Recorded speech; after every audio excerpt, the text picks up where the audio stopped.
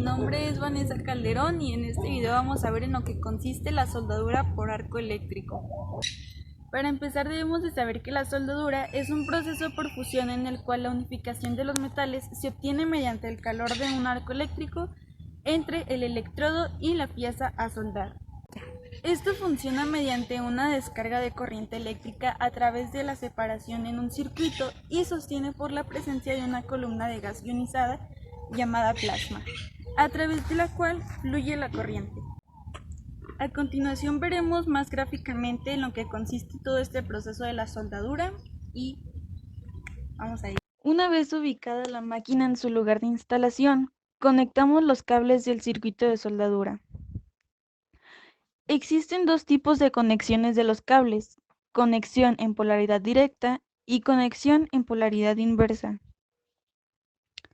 La conexión en polaridad directa se hace conectando el cable con pinza portaelectrodo al polo negativo de la máquina soldadora y el cable con pinza de masa al polo positivo de la máquina. Con este tipo de conexión se manejan corrientes del orden de 50 a 500 amperes y el calor liberado es muy grande, concentrándose en las piezas que se van a soldar para favorecer la fusión de los metales. Por eso, este tipo de conexión se utiliza para la soldadura en piezas de gran espesor. La conexión en polaridad inversa se hace conectando el cable con pinza portaelectrodo al polo positivo de la máquina soldadora y el cable con pinza de masa al polo negativo de la máquina. La corriente que se maneja oscila entre 5 a 60 amperes. Entonces, el calor producido por el arco eléctrico se concentrará sobre todo en el extremo del electrodo y la penetración en las piezas a soldar es menor, por lo que su uso es para soldar piezas muy delgadas o para soldadura sobre cabeza, donde es necesario un enfriamiento rápido de los metales fundidos para sostenerlos en su posición contra la fuerza de gravedad.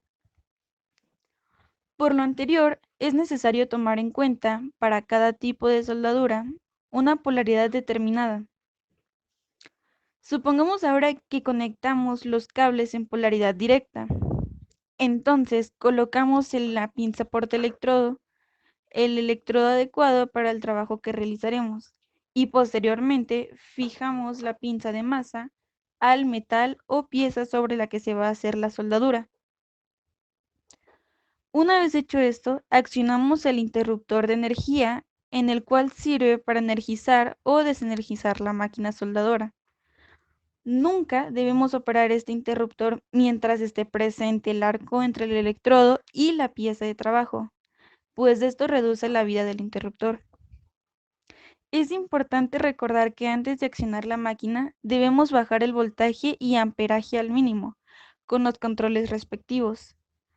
El paso siguiente es ajustar el voltaje con el control de ajuste de voltaje, seleccionando el voltaje de arco de soldadura y, según la necesidad de aplicación, giramos la manivela en el sentido de las manecillas del reloj para aumentar el voltaje de soldadura.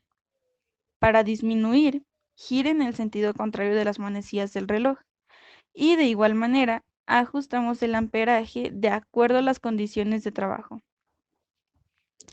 Generalmente, las máquinas actuales tienen un multímetro que indica la tensión de salida de la máquina soldadora en volts y un amperímetro que indica la corriente de salida en la máquina soldadora en amperes.